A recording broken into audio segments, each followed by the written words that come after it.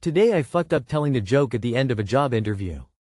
Happened like 6 years ago but still haunts me today. Wasn't thrilled with my current job and was looking for opportunities. Mother-in-law had a friend who was a longtime secretary, office manager for the owner of a small but very successful commercial copier, printer company.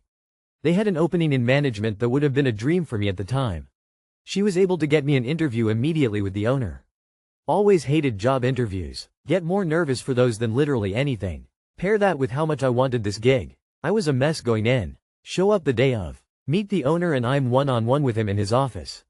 Guy's mid-50s, easy to talk to, cool dude. Interview is super relaxed. He's laughing telling examples of things, even light-heartedly cursing a couple times. I'm still nervous on edge, but got more comfortable as it went on. Thing was doing great, seemed like I was nailing it. Then towards the end he says, I ask this of everyone I interview. What's your go-to icebreaker joke? I still distinctly remember my rear end legitimately puckering up. I froze. Mind went blank. I don't really tell jokes. I don't really know any, and certainly don't have a go-to one.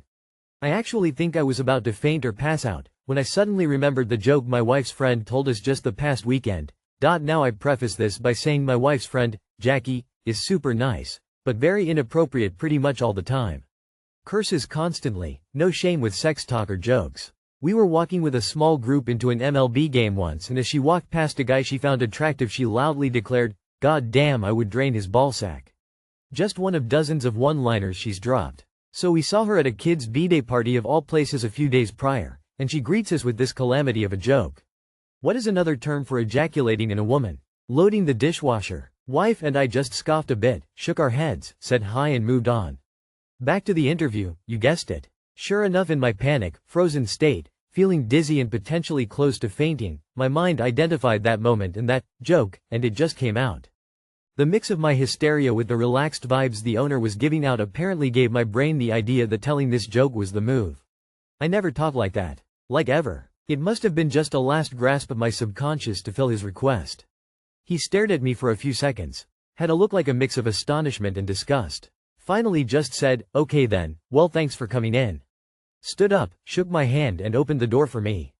I walked out and the door shut right behind me. I just kept walking through the rest of the office and out the front door straight to my car. Got in, immediately pulled out and got out of there. I stopped at a convenience store a few minutes down the road, parked and just sat there, incredulous. Not only did I not get the job, which based on the interview up until that point I likely had a great chance at getting, but also I had to face my mill, who obviously was told by her friend what happened. Wasn't exactly my finest moment. Too long did not read. Was nailing an interview for a dream job, then I froze, and in a panic told an absurdly inappropriate joke I heard the previous weekend leaving everyone in a state of horror and disgust. Owner's talking head immediately after. GIF, Giphy, 4 kayak pev WBNS. That's such a bizarre question for an interview. I would have frozen up too. Next time, ask him if he knows how much a polar bear weighs. Enough to break the ice. Reminds me of the old Family Guy scene. Interviewer. So Peter, where do you see yourself in 5 years? Peter. Don't say doing your wife. Don't say doing your wife. Doing your son. Well, at least now you have an icebreaker story to tell. So, one time I fucked up by telling a joke at the end of a job interview. You are a story that owner has told every single person he has ever met, professionally or socially. It's not a great accomplishment, but it's yours and you should be proud of it. Today I fucked up by posting a video of my cat. I was having a rough-ass day and thought random strangers might enjoy a video of my parents' cat surfacing from under my bed. Long story involving chronic illness, PTSD, divorce, dementia, and many more moving components. I was expecting to get maybe 5 likes, as usual. But the post blew up and people are being far crueler than I can handle. They're like, I see 5 feet of your carpet and you're a horrible person incapable of taking care of yourself or your pets. I just wanted to share something uplifting. I'm sorry. Apparently, I suck more than I realized, which I thought was impossible. I'll never post anything ever again. Just let me crawl under my bed and die, please. Too long did not read. Thought I was posting a wholesome video and got skewered. I just came from that video. I'm so sorry people were commenting like that. It's so easy to forget that there's more going on in life than a small video showed. Your parents' cat is adorable and obviously was enjoying herself under your bed, as she knows she's not allowed there. Which is why she went. I'm so sorry about how people commented and to hear about things going. You got this, though.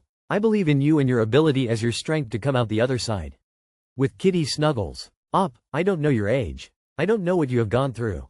But I do know listening to a bunch of idiots on the internet is not gonna help you in any way.